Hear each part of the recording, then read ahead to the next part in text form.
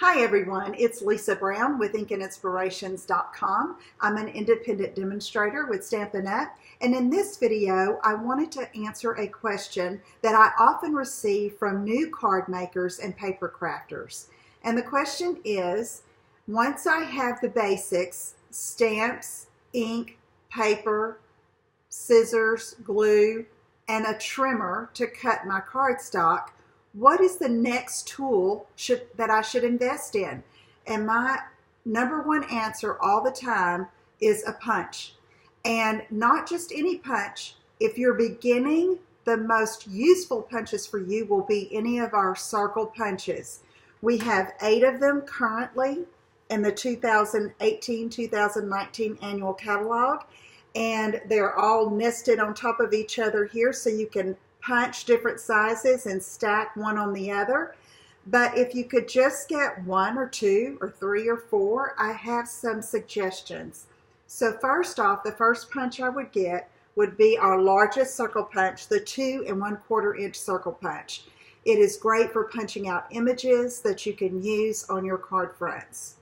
Next, I would go smaller, and I would recommend the 1 inch circle punch. It's very useful for punching small images, or if you wanted to do like a polka dot background on your card front, that would be really cute and serve the purpose.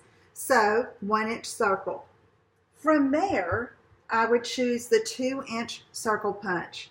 It is the coordinating punch to this 2 1/4, because say you have an image that you've punched in a certain color, you can back it with a solid cardstock color that will coordinate and mount it behind there and put that on your card front to make a really good accent piece.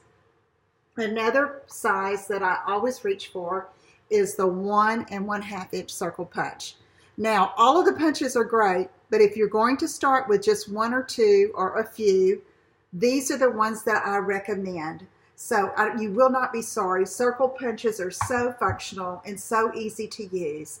So if you have any question about punches or anything paper crafting or rubber stamping related, just leave a comment here. Email me at lisa@InkandInspirations.com, and I will try to address them either through email, or I can record a video if it seems appropriate to do so.